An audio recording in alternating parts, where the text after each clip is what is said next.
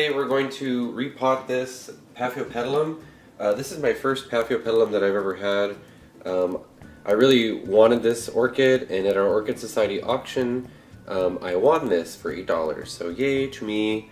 This is my auction number that's on here. It's not the price. I only got it for $8. Anyway, this was auctioned off as a fixer-upper. It's a Paphiopedilum primulinum.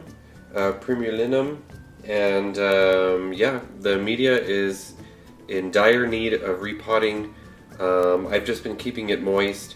After doing some research, I didn't want to do anything on this before I did some research, but from what I discovered is Paphiopedilums grow on the forest floor. They are semi-terrestrial and like to grow in leaves and branches, other debris that's on the forest floor.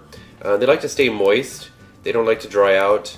So I guess the type of medium they would like would be something that retains a lot of moisture. I have here some Orchiata bark, which has a tendency to really kind of dry out a little bit. Some other fir bark here that's I know retains a little bit of water, some charcoal, and then I have some sphagnum moss here that I've already pre-soaked. It's already kind of wet and damp here. So I'm actually going to mix the two and make a mixture for this. That way there's a good balance of air, but also a lot of moisture, and that way the Paphiopedilum roots can stay hydrated.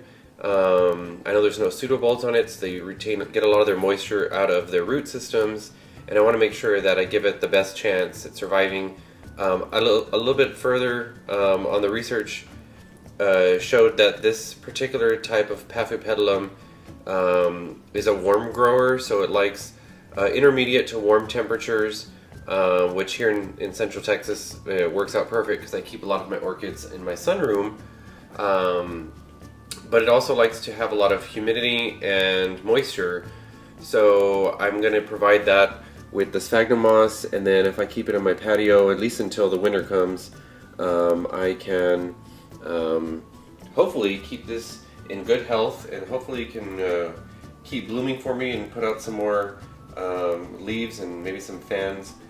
This one is in spikes, so I hope I'm not going to lose some of the buds. There's one or two buds on there.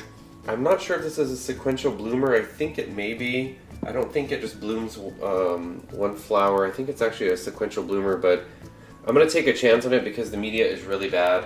I'm not even sure what's in it. I know it does have bark, but everything else looks like it was completely broken down.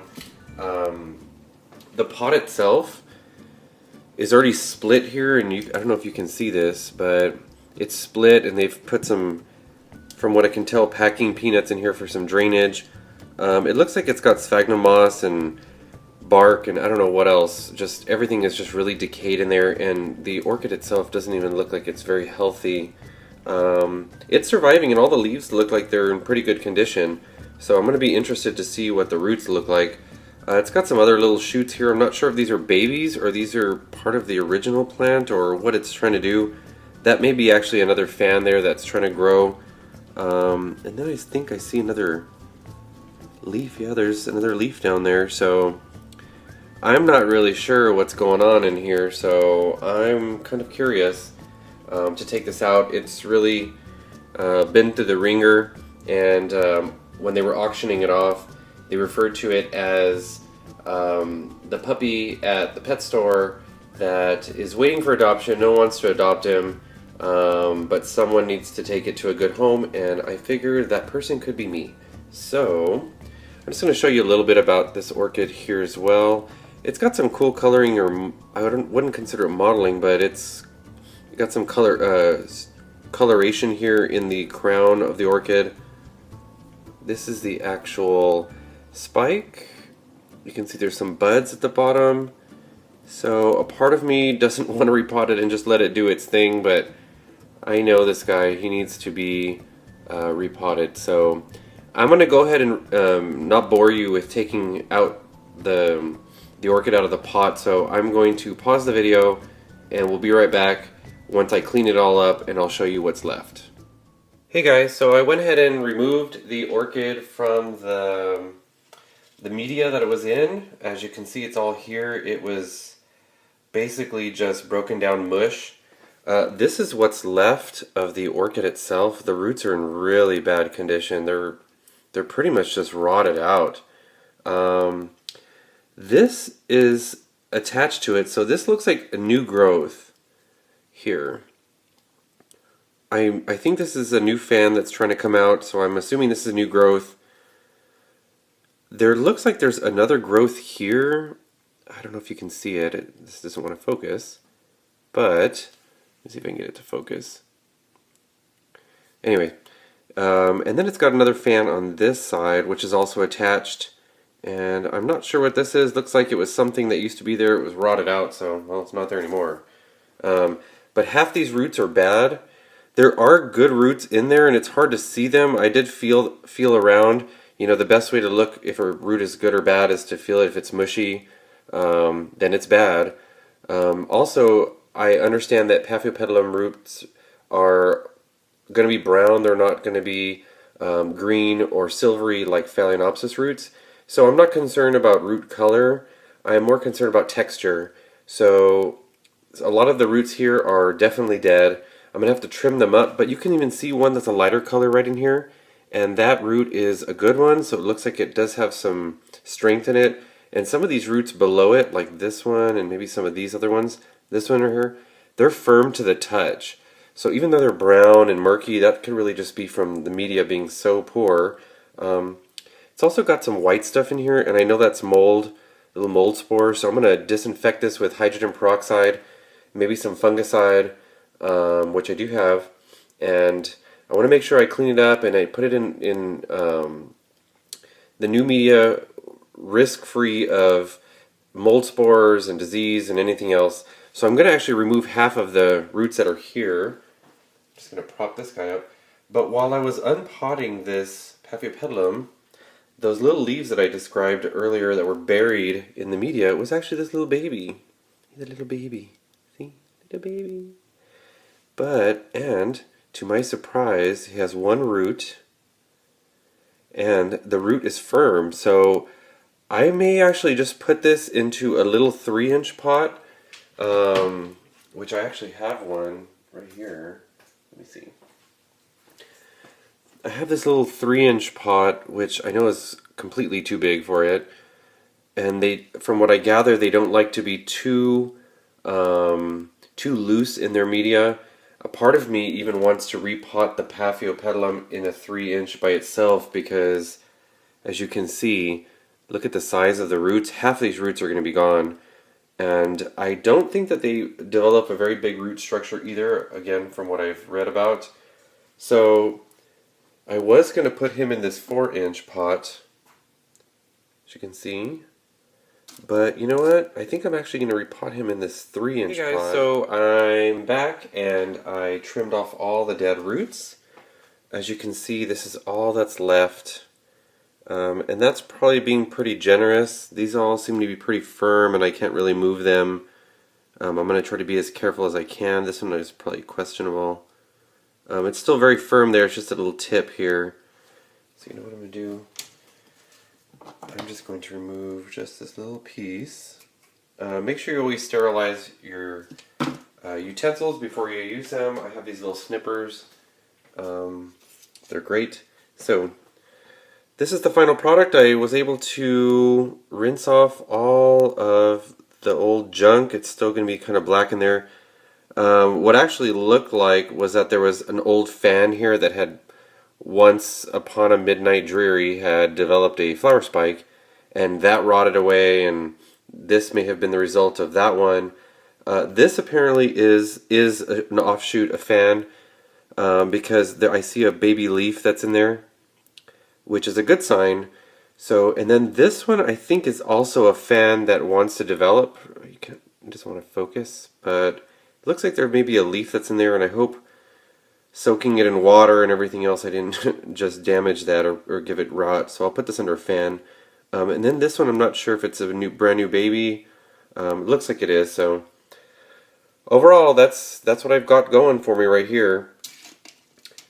And based on these other ones, I've determined that this one was probably attached at one point somewhere in the root system. It looks like it was right there. Am I going to be able to get that to focus? Let's see.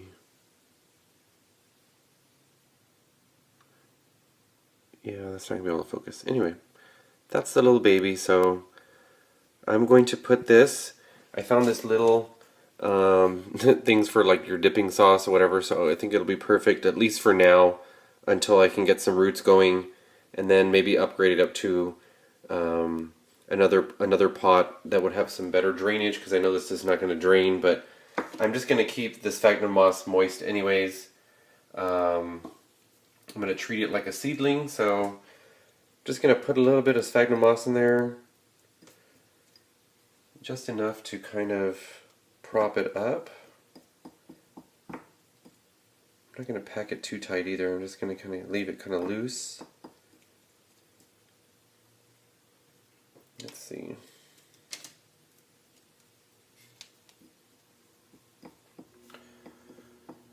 So since they like moisture anyways, I don't see that this would be too much of a problem for it. And then I'm just going to place this in there. Both of these I used hydrogen peroxide on the root systems just to kill any bacteria or pests or anything else that may be lurking. I also used a fungicide, insecticide, miticide. I don't find this to be very effective for spider mites or anything else, but I use a different brand for that. But fungicide, insecticide, you know, I'm using it for it. I know a lot of you guys out there like to use a little bit more natural stuff, but this is an organic, garden safe mix anyways. But I don't have a problem. I'm not one that really minds using some sort of insecticide or pesticide when it comes towards just eradicating whatever's bugging you, literally. So I don't have a problem with that at all. I'm actually just going to wrap, I think I'm just going to wrap one strand of sphagnum moss just like that, just to keep it, I don't know if you could see what I did. I'm just going to kind of wrap this around just for stability, I think.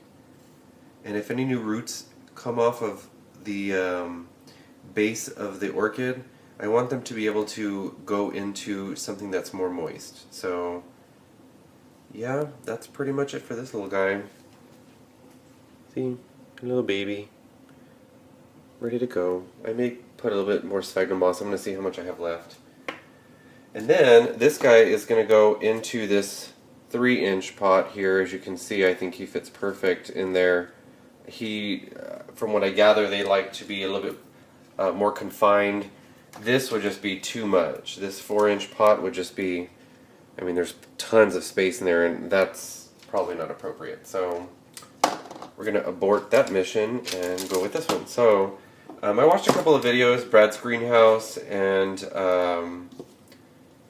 a couple of other videos on there on repotting Paphiopedilums.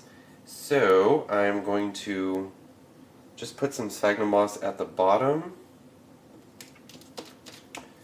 to cover some of the holes, because I know they like to retain moisture, so I'm not going to cover all the drainage holes, but just something so that it gives it, retains a little bit more moisture.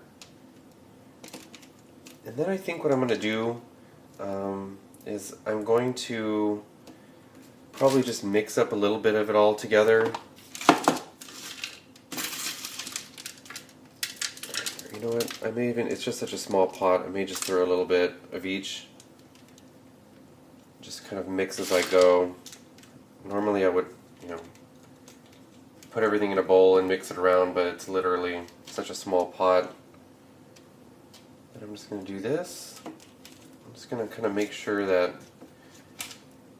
because this plant is kind of struggling, I wouldn't even mind repotting it maybe a year from now, see how it's doing. So I'm just going to kind of throw in a little bit of mix here and there. Maybe a little bit more sphagnum moss.